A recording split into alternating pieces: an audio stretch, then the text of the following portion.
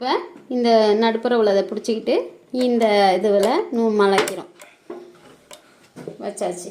இப்போ அடுத்தது நூல் எப்படி கோக்குறது. நூலை இப்படி கோத்துட்டு இது வழியாக இது மேலே போட்டு இது வழியாக இப்படி எடுத்து இப்படி வச்சு இதை பார்த்துங்க. அடுத்தது நம்ம இந்த குழையில் நுழைக்கிறோம். இப்படி எல்லாமே ஸ்ட்ரைட்டாகவே நம்ம கோத்துக்கலாம். அதுக்கப்புறம் இந்த கேப்பில் இப்படி நுழைச்சிட்டோம். அடுத்தது இப்போ ஊசியில் நூல் இப்படி தான் கோக்கணும். நூல் கோத்தாச்சு.